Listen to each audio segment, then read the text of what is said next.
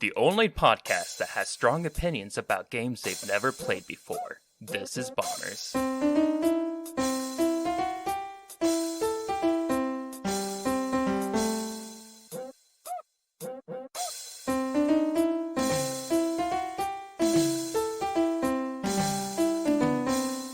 Hello and welcome to another episode of Bombers.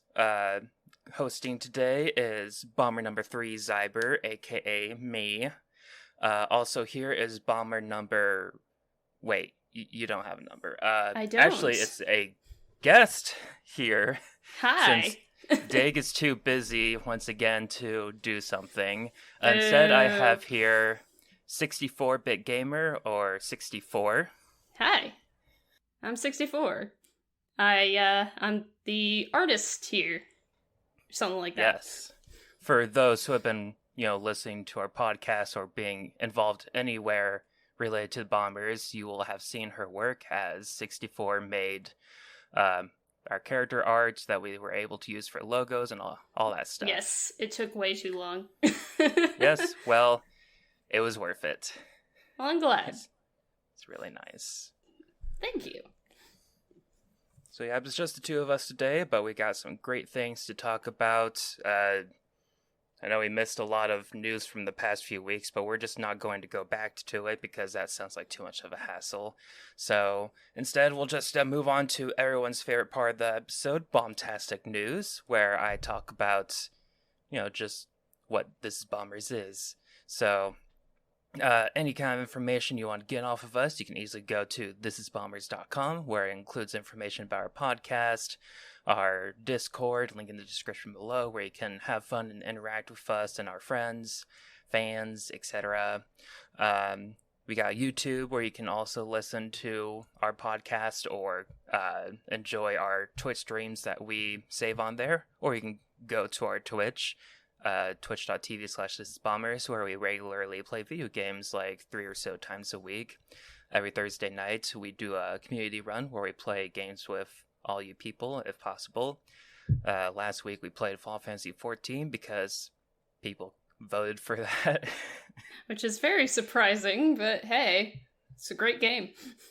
Yeah, well, one of the people who voted plays 14 with us, but then she wasn't available, so I'm just all like, well, then why did you vote for it? You could have played Fall Guys. Maybe she wanted to watch it anyway. Maybe. But also, if you want to, for some reason, pay us for the enjoyment we give you, you can go to our Patreon. This is Bombers, Patreon stuff, whatever, and become a acquaintance, friend, or best friend of the show and get some benefits that mostly you can see on our Discord if you do it. Shoutouts to our current best friends, Anne and Rob, our friends, Haley, Aaron, and Reaper, and our acquaintances. Thank you for your support. Now, let's move on to some more interesting things, like upcoming releases. Heck yeah. Yeah, we got some interesting things going on this week. Let's start it off with, on the 28th on the PC, we get Bear and Breakfast, which is a nice homey, it's like simulator, kind of like Stardew Valley, I guess, but without, less content. But that's not the one that's by the same creators, right? No, that's the Chocolate Factory or something like that. Is what right, next. That was it. No, this looks super cute. Oh yeah, Haley is really oh, I bet she is. Yeah, you basically play as a bear hosting a bed and breakfast. Get it? Bear and breakfast. Great puns there. I love it. Yeah. No, it looks super cute. It's got a nice hand-drawn style to it. I really like this style. It's very, very cute. Yeah, it's probably something that she can run on her laptop, too. Yeah, probably. Shouldn't take much effort. Looks very lightweight. It kind of reminds me of Scribblenauts. A little bit. Oh, yeah. So it looks like it'd probably be about the same capacity. Yeah, if you need a new game to just relax to, I bet Bear and Breakfast is going to be good. The next day, coming out on Nintendo Switch, PS4, Xbox One, and Series X and PC, but for some reason not PS5, is a new Digimon game, Digimon Survive, which looks like it's intriguing to me. It's got like Persona kind of gameplay with interacting with people, making decisions, and going to digital world and doing Digimon stuff. I haven't. I mean, I've never actually bought a Digimon game, but this one I'm pretty interested in.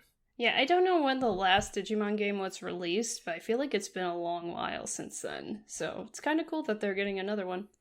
Again, I've never played it either, so yeah, yay! We have no idea. Well, I know they had those Cyber Sleuth games on the PS4. I'm not sure if they had anything in between that. So yeah, it's been a bit of a while. Well, congrats, guys, on getting a new Digimon game, if you were into that. Yeah. If only they make another good anime. If only. But of course, everyone is super excited for Xenoblade Chronicles 3, also coming out on the 29th. I still need to play the second one! And I still need to finish the first one. First one was phenomenal, absolutely adored it. Like, I remember starting to watch somebody else play it and then having to stop like half a video and going, nope, I have to play this myself. And guys, I do not regret it. If you haven't played Xenoblade Chronicles, please do. Yeah, it really is a good game. Like, the only downside to me is just that, like, as a achiever, like, I want to do all the side quests available, and there is so many side quests. It is endless. Like, there's so much to do in that game. So if you're a completionist, maybe don't go for the completionist. Just do what you can along the way. But if you do love it enough, hey, it's worth it. You can do New Game Plus and have a better time with it. Yeah, like, you gotta find that middle ground, though, because, like, you gotta do some of the side quests in order to make sure you're leveled up enough. Yeah. Where the first time I played it, it's like, I just couldn't beat anything once you got to, like, the second area, and I was like, what's going on? Well, the game does that clever thing where it shows you stuff that's far above your level, and it's like you're too low level to aggro it, but the threat is there, so you want to make sure that you've leveled up enough by the time you come back to that area and everything. So yeah, so I definitely intend to go back to it. I got, like, they were going up to the arm when I stopped, and so I just the last time I tried getting back into it, I could not remember the combat, and so I had to restart. So hopefully I'll be able to remember the combat. It's a bit more complex than generic JRPG. So you only got up to the arm? Oh boy, are you in for a time. Well, I'm only missing, like, one party member, I think, now. Yep, and the game's about to spiral out of control. You should really get on that. Yeah, I'll get on it. But hey, like, it's the furthest I've gone out of, like, the 3 versions of the game that exist. Well, good luck. Definitely get the Switch version, guys. I mean, for one thing, it's probably the cheapest, but another thing, it is definitely the best version. Yeah. As for Xenoblade Chronicles 3, yeah, I'm definitely excited for that. They went more towards the first game's art style, based on Thank goodness. Switch version.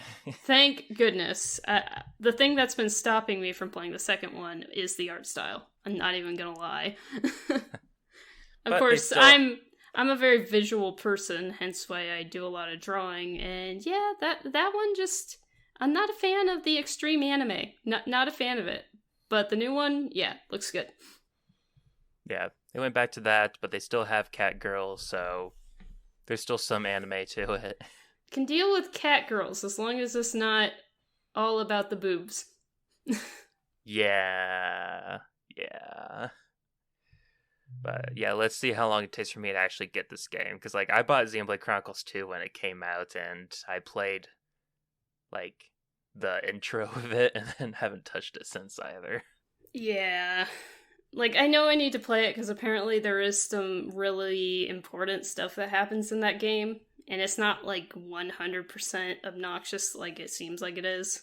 It's just, you have to get past the obnoxious parts, and disappointing, but I need to keep up with the lore, so I need to go play it. Well, hey, if you're not interested in playing, you could always watch Chuck Conroy's Let's Play of it. That is true. That is basically all the important upcoming releases. There's some like console ports and junk, but who cares about those? So let's move on to the Weekly Bomb, where we talk about gaming or news recently that is either the bomb or a bomb. So first up here, we got Avatar: The Last Airbender is getting some movies, which has been announced for a while, but initially they were going to do a movie based off of earlier Avatar, Kyoshi, but instead they decided that the first movie is not going to be of adult versions of the original gang from Avatar: The Last Airbender. Blah. So basically, like, this takes place between the first series and the second series, and it's a question of, like, well, what are they going to do with it? Like, if they're already adults, I guess they're skipping the comics that take place directly after the first series, which is kind of disappointing. That would have been fun to have an animated version instead of having to read comics. Yeah, I mean, if you have one that's only on one type of media, you might as well expand it. But hey, if they got a good story, then who cares, right? Yeah, and like, based on what they've done so far, they probably do have a decent like timeline of events that take place between the series, and so even if they've never done anything around that time of the gang being that old, they probably already have ideas because the original creators are involved in this, and otherwise I would not be interested in it whatsoever. No, I've committed the ultimate sin of I have never actually finished watching Avatar. I know, roast me in the comments, I hear it all the time. But I have a lot of respect for the series, and I really do hope that these movies turn out great for the fans. Yeah. It's like, as disappointing as Korra was to some people, like, it's not necessarily the creator's fault and all that stuff. Like, just Nickelodeon was crap to them for it. Yeah. Get better, Nick. So, like, I'll just say that already this is the bomb. I think it's pretty awesome. And, like, the chance of it being downright terrible is not nearly as high compared to the Unspeakable movie or even possibly the Netflix live-action adaptation that's being created. Wait, there's a Netflix live-action one? Yeah. Oh, boy! Originally, the original creators were also involved in that, but then apparently they had disputes with Netflix and so left. And so it's like, oh, well, that's a great red flag. Sign. That is a great sign. Yeah. Oh, boy. I wouldn't be surprised if they're all like, well, screw you, we'll make our own stuff. And so... Oh, please do. I really, really hope they do. Oh, that's right. That reminds me about how it was also announced that there's going to be a Powerpuff Girls and... Right! Yeah! That is exciting. Like, the original writer... for Imaginary Friends, yeah. Yeah, the original writer is coming back to actually produce those shows, so... Fingers crossed they turn out awesome. Yeah, let's get some nostalgia without the needing actual nostalgia to like it. Yeah. Genuinely good shows. We'd like to have those back, please. Thank you. They were just all like, oh, they're making a live-action Powerpuff Girls? I don't think so. Let's bring back the cartoon. Heck yeah. Oh, what's the other news that we have? Right. In other news, not as exciting, but Mario Strikers got an update with Daisy and Shy Guy showing up as playable characters. Don't have the game. I'm not a huge Mario sports fan aside from tennis, because tennis was, at least 64 tennis was great. The new one is and I'm kind of getting the same response from people who have tried the new Mario Strikers, that it's pretty meh. Yeah, like we've gotten the tennis, we've gotten golf, we have now a new Strikers, which initially everyone was super excited for, and then it's like, oh, well, they just did the same stuff as the tennis and golf, and clearly they're doing that again. They oversimplified, and now it's like, yeah, the animations are still there, and everybody's super excited about that, but it's too much, I think. And of course, when it was announced, everyone was all like, wait a second, where's Daisy? You can't you can't have Mario Strikers without Daisy. And clearly that was needing to be mended since they made an entire excuse to throw her in. And that's most likely exactly why they had her as the first expansion or DLC or whatever. Because a lot of people called that. They're just all like, oh, she's definitely going to be added. Because that's what they did with the past sports games. And it's like releasing a sports game without Waluigi. Like, the uproar for it. You don't do that, Nintendo. He was the best part about the last tennis game. Absolutely. No doubt about that. So yeah, big question though is just like, what are they doing that, like, these sports games are just not nearly as good? And also, why do they think that they need to, release these free character DLC every now and then to warrant people to still play it? Like, shouldn't we still want to play it just because it's actually fun, not because, oh, my favorite character has finally been added?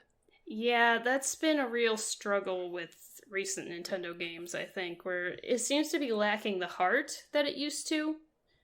Like, anymore, it's just, well, this is a popular IP, let's try to get more money out of it, which makes me incredibly sad. Like, imagine if they did that with Smash Bros. That'd be terrible. Everyone would hate that. Everyone. Yeah. Maybe it's intentional. Maybe they don't want to make sports games anymore. Who knows? Then they didn't have to. Like, they didn't do that many sports games for the Wii or Wii U. Like, they did some in the earlier era of the Wii, but, like, after that, they're just like, well, we're done. Until now on the Switch, they're all like, oh, wait a second, we want to do it again. But not correctly. Yeah, it feels like they're just releasing, like, half of the game each time. Like, it's missing something. So, like, Smash Bros., they had the 2 season passes for DLC characters that cost money and such. And I'm like, that worked for me because we got a full game, it felt like, Absolutely. prior to that. We got all of our favorite old characters back, and then they added more. That's different. Yeah. Like, with this, it's just, well, then, like, were you already planning that before the game came out and all this stuff? Like, why are we doing this? I have no idea. Hopefully they change direction a little bit, but I don't know.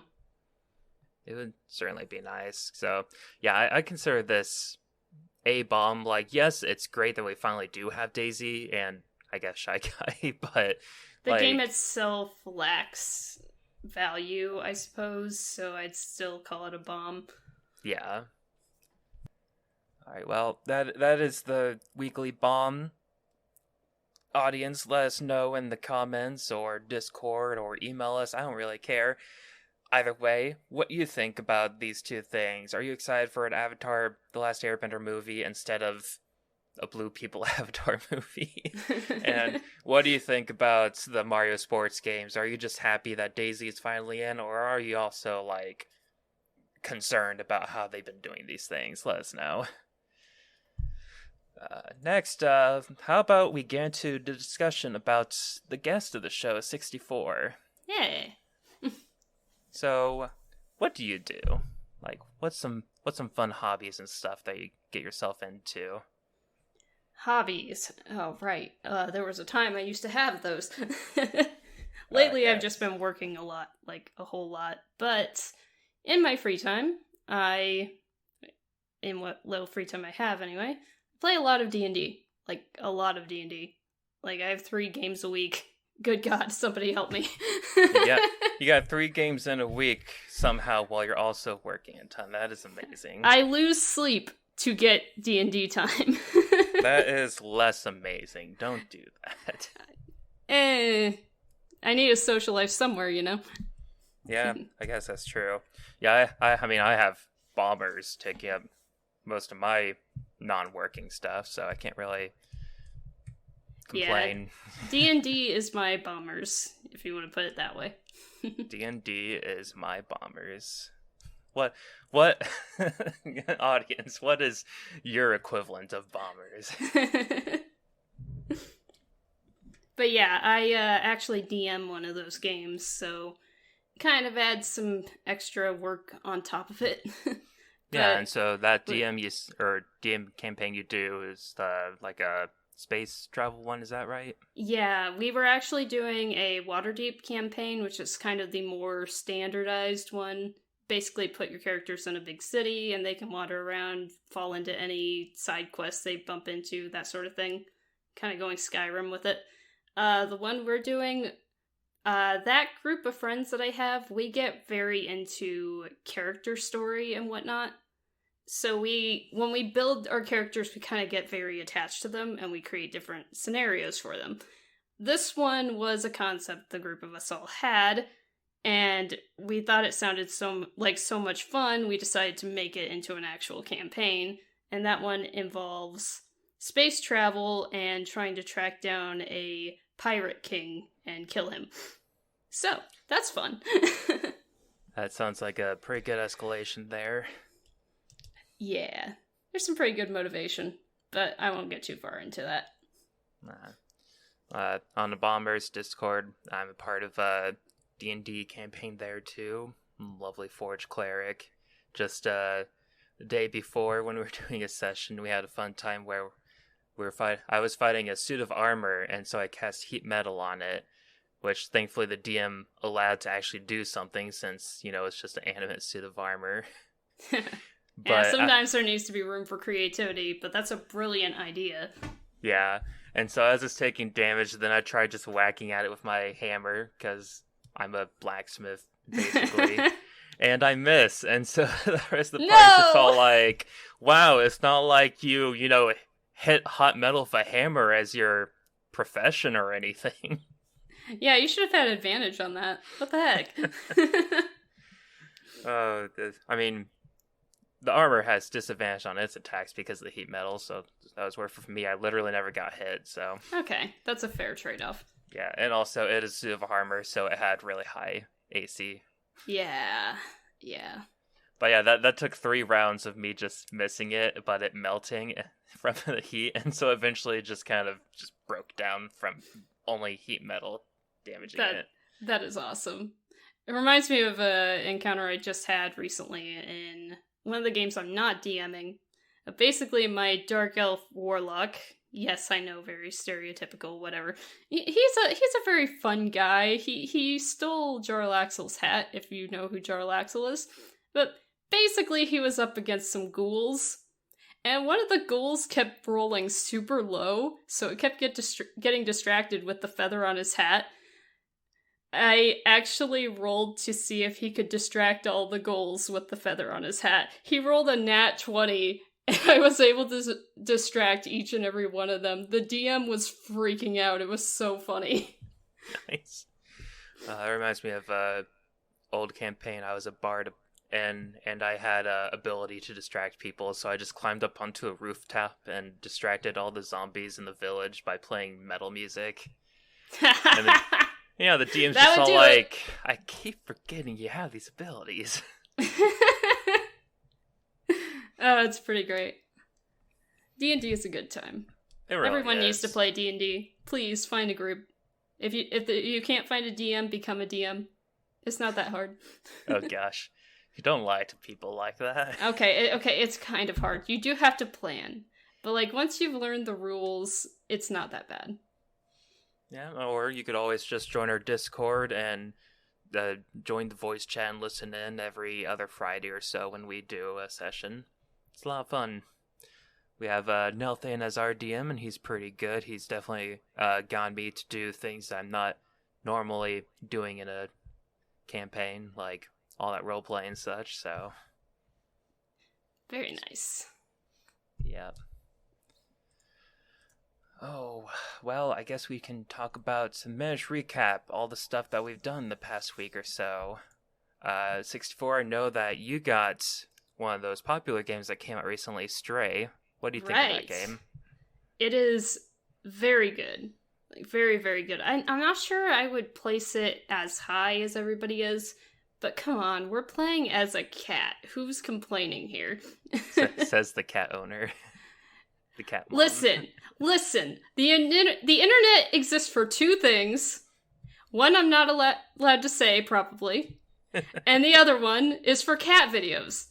Who wouldn't want to play as a cat? That is a great question.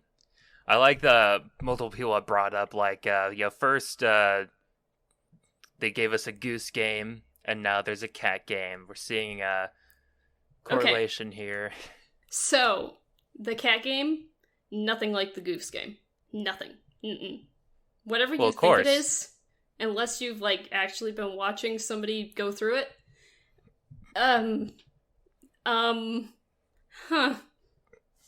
It's, It's, I don't, want to spoil it, but it's not what you think. For those of you who don't know what Stray is, you're playing a cat in a, cyberpunk world, and so you're just, like, exploring while also staying out of danger from the robots that attack you and such. That's basically all I can say from only watching trailers. Yeah. I actually didn't watch any of the trailers for it. I think I watched one you sent me. But I think I blanked on it after I watched it. I just knew cat game, yay! But I do... Sorry, go ahead.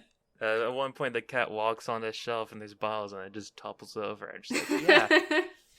Okay, yeah, there are plenty of those moments in it. And that's where the cat part of the game basically stops, though. Because the rest... Like, this game actually has a plot. Like, an actual plot. Like a, oh my gosh, this is a huge immersive world, what is going on type of plot.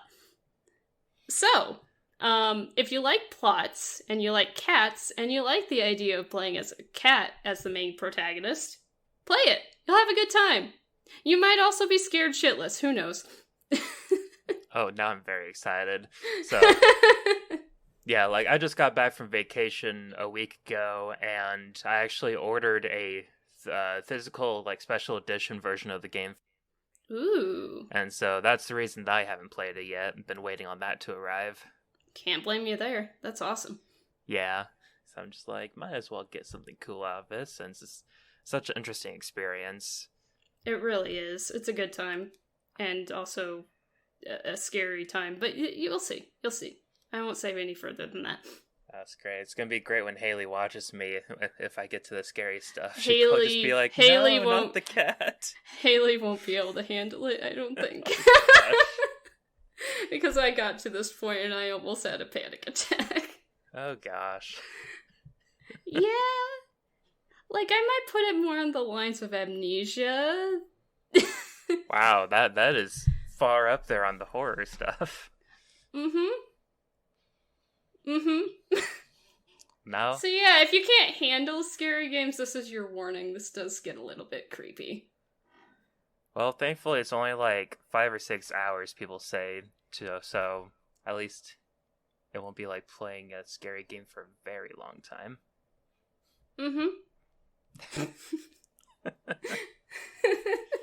Depends how scared you are, I suppose. I'll be fine then. Yeah, you'll be fine. I know you well enough. So, speaking of the vacation I went on, I decided to bring my 3DS with me for old time's sake, because I realized I haven't really touched it in, like, 5 years. Yeah, I think mine's been sitting on my console wall. They're all like, oh, don't worry, we'll still support the 3DS while the Switch Lies! exists. They're liars! And then they port a Wii U game to it and then never touch it again. Sad. Anyway, I played Metroid Samus Returns because I realized that I never played it after I went through all the other 2D Metroid games the past year. But I'll talk more about that next week when I'm with Dig. Instead, I'll say that I also played Kingdom Hearts Recoded, which... Heck yeah! I also have been wanting to play because I follow on Twitter a Kingdom Hearts Frames account where they just post once an hour a random frame, or not random, they pick it out, but just a frame from a cutscene in any Kingdom Hearts game, and there's been so many from Coded recently. Kingdom Hearts out of context is a beautiful thing. Like, it's beautiful. You will never find anything as magical as a single line taken out of context from Kingdom Hearts. It's like, Mickey, we put bugs in Riku. It's Riku. They put bugs in him. Great. So, yeah, there's so many people that complain about Coded. They're all like, oh, it's pointless to the story. It's just going through the first game again, blah, blah, blah. And I go, okay, but, like, it has some of the best gameplay in the entire series, in my opinion. Interesting. I love it so much. It's got, like, a bit of platforming, which I missed from the first game. It's got the best version of the command deck. It has similar commands, attacks, and spells. It has some different ones compared to Birth by Sleep and Dream Drop Distance. You're still able to, like, merge two commands together to make a new command, but also it has a leveling thing where the more you merge a command, the higher level it is, the more powerful it is. And then also there's a chance to, like, do an overspec of it where either the command takes less time to recharge after you use it, or it takes less energy to, like, have in your command slots because like, each command has a percent of energy, and if you get over 100%, then you can't do that. Oh. And See, so there are two Kingdom Hearts games I've never played. Coded is one of them. And now I want to, because if it has all the best elements of the best games, then yeah, I want to try that. Yeah, like, I think it's really interesting. I beat it just yesterday, and then I started going through the post-game stuff, which there's actually a lot of. Like, they want you to re-beat the story. Each world is basically, you can replay each world and see how fast you can do it, or a higher difficulty or a higher level, which you can, is also useful for trying to get all the enemies and get the loot from them and such, because there's, like, trophies for completing the journal and doing all that stuff. Also, once you beat a world, you can go back and do an exploration version of the world where it's after you saved it from the blocks and stuff, and you can find these data portals that then go to challenge runs, basically, where you need to defeat the difficult data Heartless and then go to the next level. And while you're doing that, you're getting what they call CPs, currency, that after you beat the challenge mode, you can use the CP to buy either commands or, like, level up chip kind of things, increase your strength, increase your magic, etc. And so that's basically the level up system, is that they have a command board where you put those chips into it, and you can, like, find abilities on that command board, or you can find what they call cheats, because it's a digital world that you're playing in. So it's like you're hacking the system, basically. So you can get cheats where you can lower everyone's health to just be 1, including Sora's or the enemies. You can raise the enemy's difficulty, but they have a higher chance of dropping loot, all these different things. Okay, yeah, I'm gonna have to mess around with that, because I skipped it mainly because I didn't have the console at the time, I think. Yeah, I don't remember why. I mean, the 3DS was my first DS kind of console, so I had to wait until I had that.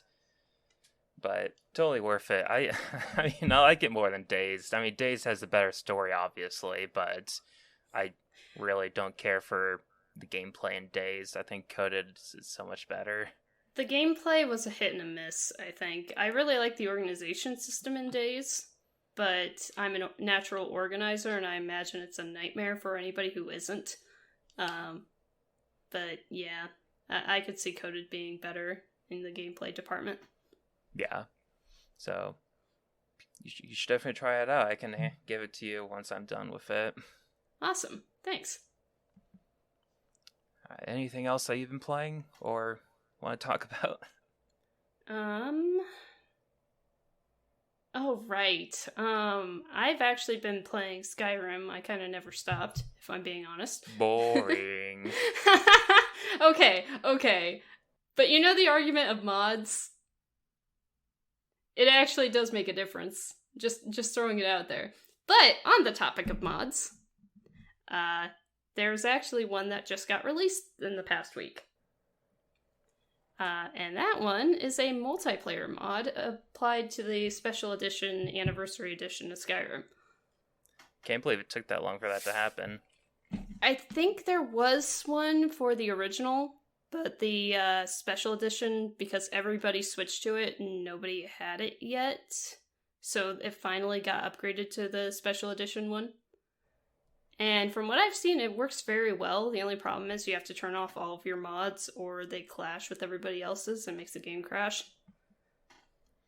But it's a good time if you just want to form a D&D party and go adventuring. Yeah, so, like, how does that work? Like, do you need to be near each other, or can you just, like, be on opposite ends of the game? So servers can hold up to 30 players, and there are some live servers that, like, there's a list of live servers that can support players. Basically, you just have to exist in the same server together and add each other into a party. Like, whoever's in charge of the party just needs to add the other players. And you guys are linked together, you can teleport to each other, all sorts of fun stuff. Oh, teleporting is nice. Yeah. I mean, Skyrim isn't necessarily the game that you'd want to try to, speed run and such. It's not that kind of No, thing. absolutely not. But it would still be interesting to be like, all right, guys, spread out. We're going to go to these areas, and then we'll just teleport to each other. Let's finish this quest really fast, because we hate this quest. We just want to get it over with so we can get to the next one. Yeah. It's like when I was playing Halo 4 Legendary Mode with a friend, and he was all like, alright, so I remember this part, we gotta go to this area, press a button, and then we gotta dash over to this area as enemies start coming and killing us. And I'm just like, well, wait, why don't one of us just go to that button and the other person goes to where the next thing is? And he's just like, oh, okay, yeah, that works. Yeah, a little smoother than that. Yeah. But yeah, I managed to get into one server. Unfortunately, one of my mods is stopping me from being able to completely uninstall all of my mods, so I kept having game crashes. But from my experience, everybody seems to be really getting into the role-playing aspect. Like, nobody's just talking casually, it's usually trying to play a character. So to me, that's very fun. Like, I like the role-playing side of things. So you're saying that modders made a better MMO Skyrim than Bethesda did? I sure am. Modders make everything better. Of course they do. Otherwise Bethesda would be out of a job, probably. Yeah, probably. Still waiting for news on the next Skyrim, though. You mean next Elder Scrolls? Well, or do you mean yes. like the next porting of Skyrim? Yes. No, the next Elder Scrolls. Like, I know we got an announcement for it, but we haven't seen anything yet, so it means basically nothing. Yeah, wasn't there another thing they announced recently? I'm not entirely sure. And by recently, I mean like the past half a year. I don't remember any Fallout news. Oh, they had, like, was it Outer Worlds? Was that them? Yeah, that's it. Yeah. Yeah. So it's like there's a game that they announced and people are just like, I don't know if Bethesda can do that. Yeah, I haven't played Outer Worlds. I haven't seen very negative reviews for it, so maybe it turned out good? It's already out? Or maybe it was the first one. Because it's a sequel, isn't it? Maybe I'm thinking of a different game. It's not Outer Worlds. It's something. I'm gonna have to look that one up. Starfield, that's it. What? Starfield. Oh, Starfield. Okay. It's like that's right. It was Space Skyrim. That's what everybody was saying. Yeah, except like a lot of it sounds very much like No Man's Sky, and people are just like, well, that was not necessarily easy to make, right, Bethesda? Yeah. They're gonna have like procedurally generated worlds and stuff, and people are just all like, but that's not what you're known for. Well, I like the page for this. I just looked it up. And the page is boasting that it's from the award-winning creators of the Elder Scrolls V Skyrim. Okay, because it was the creators that made it great and not the modders. Okay. Yeah. Oh, and Fallout 4.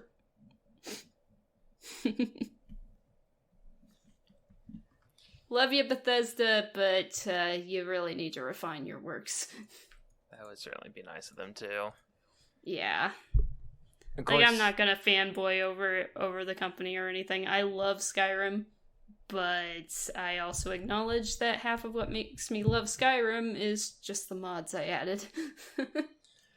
And of course, you talking about Skyrim multiplayer just makes me want to play more Zelda multiplayer. Yep. Gotta do some more Ocarina of Time online Yes! randomizer. Yes, please. It's been so long. I would love to do another randomizer. That'd be good. We gotta do that at some point. I'm still disappointed by the multiplayer for Majora's Mask. Like, you just... I haven't seen it for Majora's Mask yet. So, like, you don't share bottle content like you do in Ocarina of Time, which means that, like, when someone is going through the one under the well maze, we're just like, oh, we'll just get the supplies for them, and we couldn't. Oh. Yeah, that maze is, like, the one bad thing about Majora's Mask. It would be really nice if they fixed that. Yeah. Like, I understand why they don't have a share everything in Majora's Mask, and that's because, like... when you turn back time, it doesn't turn back time for everyone, but like, honestly, okay. They should just have that. They should have it where everyone is stuck in the same time. If someone, slows it down, then it's slowed down for everyone. If someone goes into the future of 12 hours, everyone should. Yeah, it surprises me that they didn't implement it that way, because that seems like a obvious change. Yeah, it could be that maybe it's too difficult to program that. I don't know. Could be. Though I think the way I would play is just a, like, mutual understanding, like, okay, I'm gonna play the song of reverse time or whatever, and you guys have to play it too. Yeah, I mean, there's practically no reason not to do that. There's only a few instances where you actually want time to move quickly. Yeah. I do remember doing the alien thing at the ranch with slow time. I'm just like, man, this is taking forever. But I think the aliens also move at half the speed, though, while they that's do. happening. They move super slow if you inverted time. Or when I'm waiting for Angie to get to the kitchen, I'm just like, come on. Yeah, she walks at, like, the slowest pace ever. It's super funny to just watch her move half an inch per second. Yeah. Because, like, they have it set up as, like, all right, they're going to leave the door at this time, then they're going to get to the kitchen at this time. And it's like, well, that's not how a normal person walks. Maybe if they're, like, drunk and having a hard time standing up. Of course, the obvious fix there is just to play the inverted Song of Time again, but who has time for that? Exactly. Even though it's still faster than waiting, but still. I think I only do that when I'm waiting for Sakan. Yeah, that's one that can take a while. Or you could just do the glitch where you jump through the rock entrance anyway. Yeah, I have about a 75% success rate on that one, so usually I just do that. I still remember when Hylian was talking to me about that glitch as I was running up to it, and then I just happened to do it, and he's just like, what? I remember being over at my coworker's house, so I was painting her wall with the Nintendo characters and all that. Uh-huh. Two of her kids, like, learned about a glitch in Majora's Mask, and they wanted me to find it for them. So it was like they found two glitches. They found the jump through the wall glitch, and then they also found one where apparently you can wear Majora's Mask. I'm like, I don't know where you heard that one, but I looked it up. I'm like, no, this doesn't exist. You guys heard a tall tale from somebody. Yeah, next they're going to ask you to find Mew under the truck. Yeah. Basically, it was one of their friends at school trying to show off for them, but they asked me to try the wall glitch because I couldn't get it to work, and I think I tried it 3 times and succeeded on the 3rd one. Their reaction was glorious. Nice. Last time I played Majora's Mask, I tried doing it, and I, like, jumped and got through the wall, but then I didn't actually jump into the entrance, so instead yeah, I just you can fell fall. to my death. Yeah, I think that happened to me too. Yeah. Like, it's very easy. Like, you have to hit the perfect angle and then successfully, like, jump off the ledge. Otherwise, you just collapse. Yeah, but at least they have a death floor thing. It's so amusing that, like, modern games now, they're all like, oh, there's no way they're gonna somehow fall through the floor, so we don't need to have a death zone underneath it. Like, that happened in Assassin's Creed. Somehow I just fell through the floor, and I just kept falling forever. Yeah, that's the worst. Yeah. Thankfully, I think most games have figured that out by now. Hopefully. But yeah. But yes, we definitely need to play Ocarina of Time again. Agreed. It's like... I've actually been watching... Oh, sorry. No, it's like how Kingdom Hearts 2 Final Mix fixed, like, Kingdom Hearts 2 to me. This online randomizer fixed Ocarina of Time to me. Yeah, I think the randomizer has really, like, expanded on the game in a way nobody thought of before, because the idea comes from Master Quest, doesn't it? Where they just randomly rearranged all the items. I wouldn't be surprised. Like, that's where I imagine it came from, but it's a brilliant idea. It's a way to keep the game alive, too, and Ocarina of Time is one of my two absolute favorite Zelda games of all time, the other obviously being Majora's Mask. But yeah, I adore the random aspect. I like solving the game like it's a puzzle. It's great. Amazing how someone named 64-Bit Gamer prefers the 64 Zelda games. Yeah, my alternative name is Zelda Gamer 64, so... Yeah. Oh, cringe. Listen, it was like, what, 2008 when I came up with that one? I was like a teenager or something. That's fine. I went by Ryder back then. Oh, that's not bad. No. I didn't go by Ultimate Game or anything like that. I was pretty cringe as a teenager. Huh. I'm just not creative enough to come up with anything better than 64 right now. Well, thankfully, Xiaber is an awesome name. Yeah, that one works great. And nobody knows how to pronounce it. No. It's amazing when someone pronounces it the correct way the first time. It's like, whoa. Who are you? Have you been stalking me? Maybe they watch you stream. No, definitely not. Well, not giving yourself enough credit there. We had 2 people watching our Z14 stream, and it's like, yeah, that makes sense. We need to go back to... I mean, that's aimed at a very specific crowd you're speaking to there. Yeah. So, we got some time to answer some Bomber's Notebook questions. So Interesting. I hope you're ready for this one. This question is from Rumor. If you could be any meme, what one would you be? It's a good one. It's a great one. So you know the Screaming Seagull meme? The one where, like, has his head held back and then... Yeah, that one. Yeah, that's me.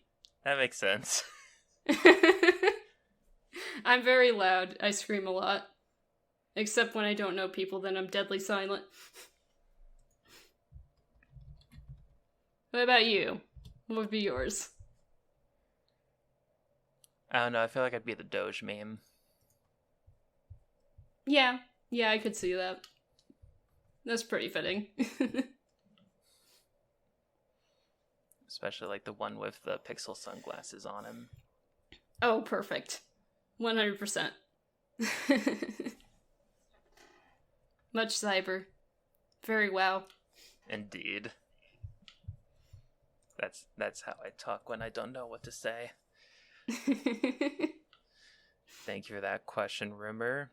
Let us know what meme you guys would all be if you're horrifically in a tragic accident that stuck you in a meme. Next question is from Rob, and it is, if your house were on fire and, assuming all people and pets were safe, what is the one item you would go back for / save if you could only save one thing?